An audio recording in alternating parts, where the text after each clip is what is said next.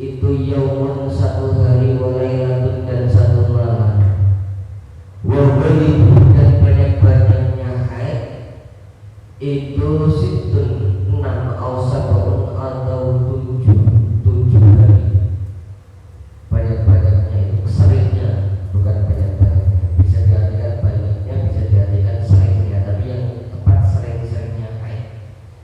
Kemudian wa'adzaluhu dan paling banyaknya haid itu khamsata asyara 15.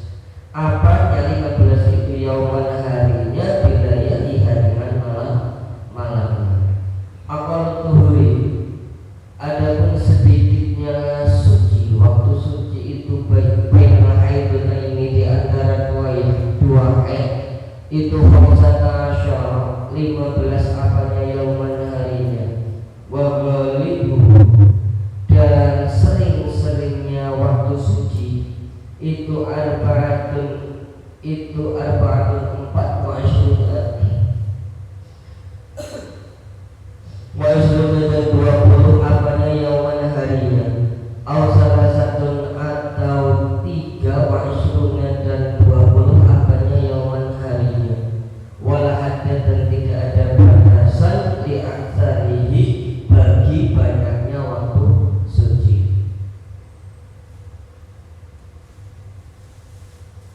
Akal nifasi adapun sedikit, paling sedikitnya nifas itu majatun 1 tetes. Wabalibu dan sering-seringnya nifas itu arba'un 40 apanya harinya yauman harinya. Wa aktaruhu dan paling banyaknya nifas itu situnya 60 apanya yauman harinya. Baik, saya jelaskan. Jadi pembahasan pasal berikutnya pada kesempatan pagi hari ini kita membahas tentang haid dan nifas, sedikit tentang haid dan nifas. Ini khususnya bagi wanita. Ya, bagi laki-laki tidak terkena haid dan nifas. Tapi bukan berarti seorang laki-laki itu santai aja, saya enggak haid, saya enggak nifas. Enggak, kenapa? Karena bagaimanapun laki-laki ini calon seorang pemimpin. Laki-laki itu seorang pemimpin wanita. Jadi kalau seumpamanya laki-laki santai-santai aja mentang-mentang dia tidak terkena haid dan nifas, besok ketika memiliki seorang istri atau memiliki seorang istri yang tidak tahu menahu tentang bab haid dan nifas, maka ia berdosa. Kenapa? Karena tidak mampu mengingatkan istrinya, mengajarkan istri. Yaitu tanggung jawab seorang laki-laki ya, seperti wanita ada beratnya, laki-laki juga ada beratnya. Jadi walaupun laki-laki tidak terkena haid dan nifas, besok istrinya pasti terkena haid dan nifas. Jadi laki-laki juga dia wajib kan. Yang pertama, paling sedikitnya waktu haid itu akalul haid. Paling sedikitnya waktu haid itu yaumun walailatun, 1 hari 1 malam. Jadi seorang wanita menstruasi paling sedikit dalam 1 bulan itu 1 hari 1 malam. Dan ketika ia dalam waktu menstruasi itu diharamkan sholat, tidak boleh sholat, tidak boleh membaca Al-Quran, tidak boleh menyentuh mushaf, tidak boleh memasuki atau i'tikaf di masjid. Wawanibuhu dan paling dan sering-seringnya haid, waktu haid ini yang sering bagi wanita, kebanyakan wanita, ya kan? Kebanyakan wanita mengalami haid itu situn awsatuhum 6 atau 7 hari atau kurang lebih satu minggu. Banyak-banyaknya wanita itu mengalami menstruasi selama 1 minggu, yaitu 6 sampai 7 hari. Ada wanita yang haid cuma 1 hari 1 malam. Ada, tapi kebanyakan wanita itu 6 sampai 7 hari atau satu minggu kebanyakan. Wa aksaruhu dan paling banyaknya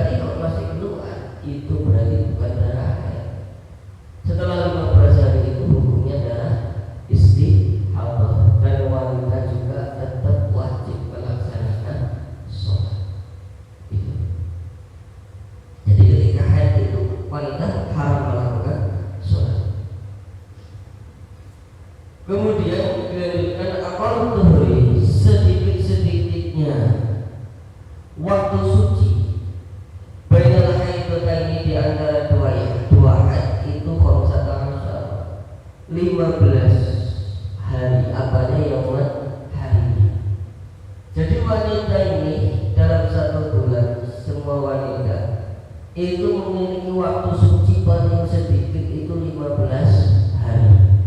15 hari itu paling sedikit, yaitu waktu tanpa ada haid, ya.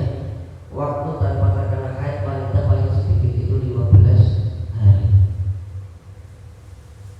Walaupun ibu dan banyak-banyaknya atau kapan apa ya, sering-seringnya wanita, kebanyakan wanita waktu sucinya itu ada arba'atu wa ishruna yauman atau salah satu wa ishruna yauman, yaitu 24 atau 23 hari. Itu kebanyakan wanita. Rata-rata wanita itu memiliki waktu suci 24 sampai 23.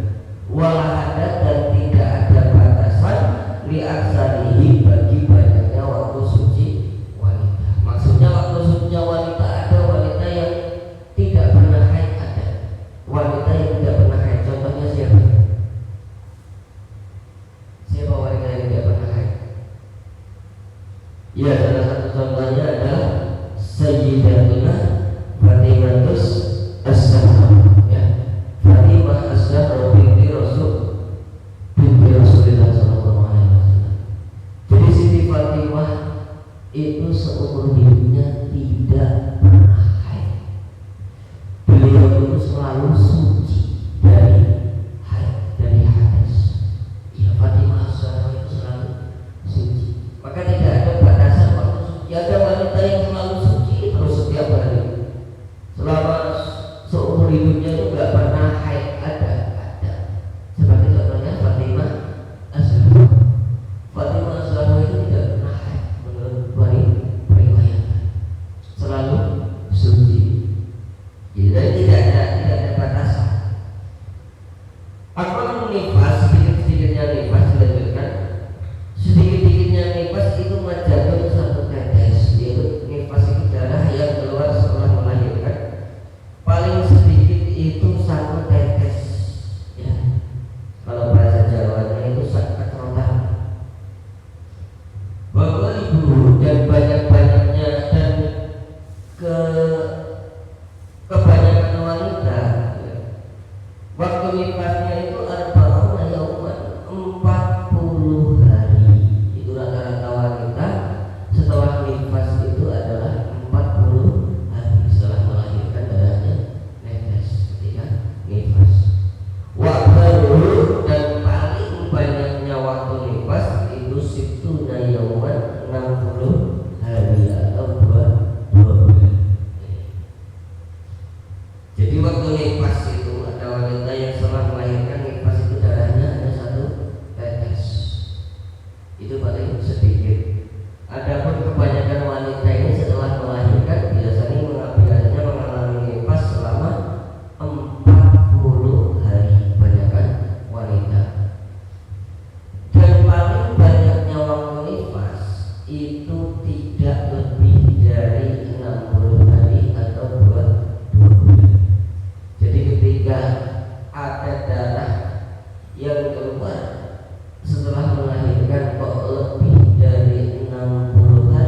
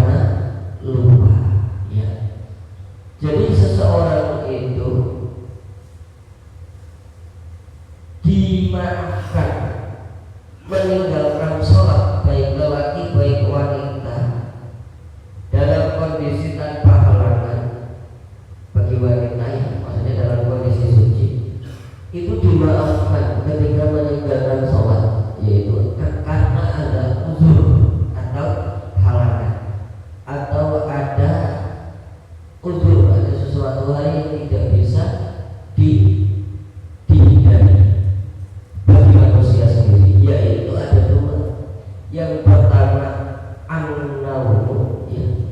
Yang pertama karena tidur, wan nisyanu dan lupa. Jadi ketika seseorang itu ketiduran atau dia kelupaan, maka dia tidak berdosa ketika meninggalkan sholat. Syaratnya benar-benar lupa, bukan pura-pura lupa.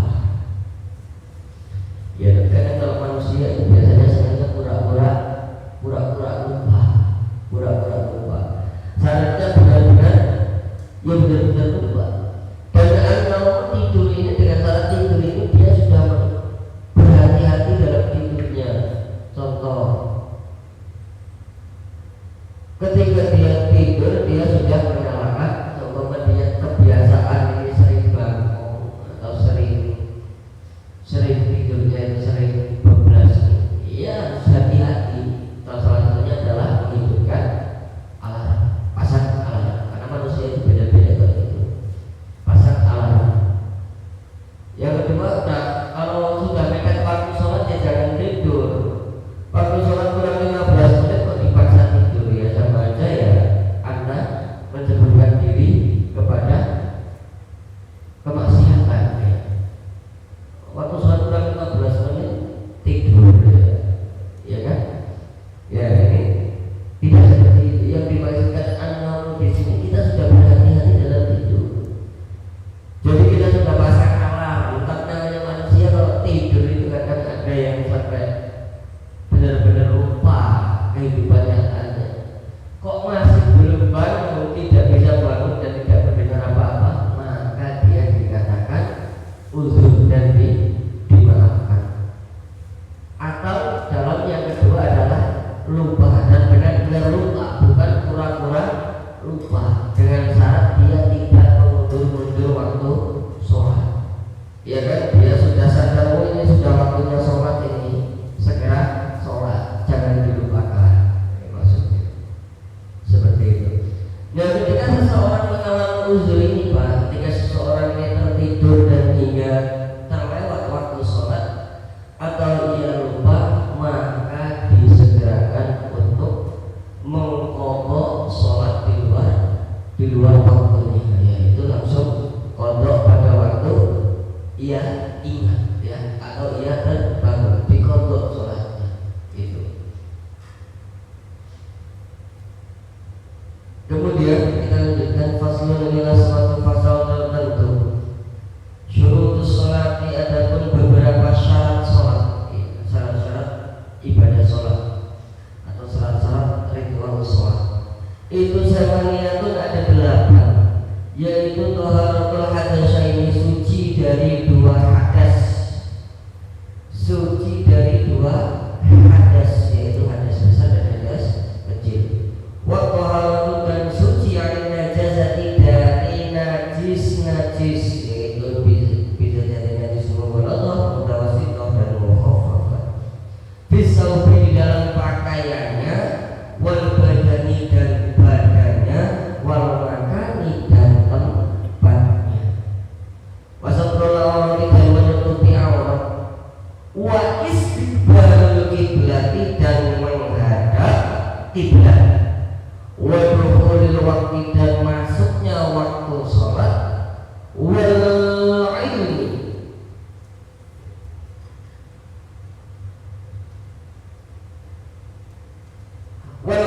dan mengetahui bifardiyatiha, atas fardu-fardunya sholat atau kewajiban sholat. Wa alla ya'taqida, dan agar ia tidak meyakini fardun, suatu kefarduan sholat, min burudiyah, dari fardu-fardunya sholat itu sunnatun, sebagai sunnah. Yang berikutnya, wajibina bil muhdilatil ahadat,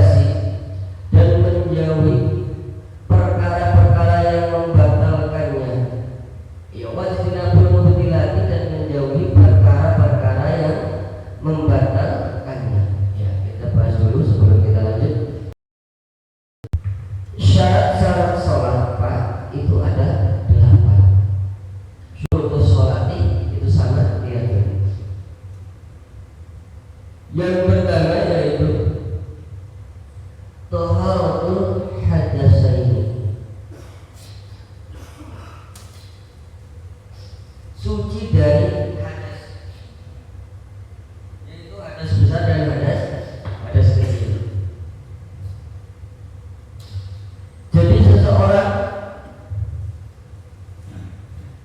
ini sebelum melaksanakan sholat, syarat sahnya sholat sebelum ia melaksanakan sholat, ia diwajibkan harus suci dari dua hadas, yaitu hadas besar dan hadas kecil, ya. Hadas besar dan hadas kecil, atau ia sudah melakukan mandi wajib ketika dia hadas besar, atau dia sudah berwudu ketika dia hadas kecil, atau ketika dia dalam kondisi badan dia sudah melaksanakan tayamum, itu ya. Maka sesuatu hal yang paling pokok diketahui bagi setiap muslim itu adalah taharah terlebih dahulu, yaitu bersuci. Kenapa? Karena setiap muslim kalau tidak bisa taharahnya nggak benar, ya sholatnya nggak akan sah. Kenapa? Karena taharah itu adalah syarat sahnya sholat. Yang kedua, syarat sah yang kedua yaitu taharatu 'anil najasah, suci dari najis fisaubi, di dalam pakaiannya, wal badani dan badannya, wal makani dan tempatnya. Suci dari najis pakaian, badan dan tempat. Ini syarat sahnya sholat. Jadi gak boleh pakai pakaian najis ketika kita melaksanakan sholat. Contoh, pakaian sudah habis dipakai untuk ngasih makan kambing, masuk berkali-kali masuk keluar kandang kambing, dipakai untuk sholat. Nah ini kan sesuatu hal yang menjadikan kita was-was, ya, sangat rawan terkena najis. Atau berkali-kali keluar masuk kandang kambing, ya kan, tidak membersihkan badannya dulu, langsung melaksanakan sholat. Atau suatu tempat sholat di tempat dekat dengan kandang kambing, ini kan rawan terkena najis. Jadi tidak boleh. Jadi harus suci dari najis, baik pakaian, badan dan tempat. Syarat yang ketiga adalah wasatrul aurati, dan menutupi aurat. Menutupi aurat, ya, aurat lelaki adalah batas besar sampai lutut, ya. Kalau aurat wanita itu seluruh sekujur tubuh, kecuali ketika sholat, yaitu kecuali apa? Wajah dan telapak tangan. Kemudian syarat sah yang keempat adalah wa istiqbalul kiblati, dan menghadap kiblat, ya. Jadi ini sudah saya baca-baca di dalam kitab ini, di dalam baca-bacanya yaitu Nasyifatus saja, dijelaskan bahwa yang dimaksud dengan menghadap kiblat itu yaitu menghadap bagian tubuhnya atau bagian badannya, bukan menghadap wajahnya. Kalau wajah ini ketika sholat menghadap tempat apa? Menghadap tempat sujud, ya. Sunahnya menghadap tempat sujud. Nah yang dimaksud itu badannya. Jadi tidak boleh sholat ini kok yang menghadap kiblat cuma wajahnya doang, ya. Contohnya kiblatnya semua di sana, Allahu Akbar, tidak boleh. Yang menghadap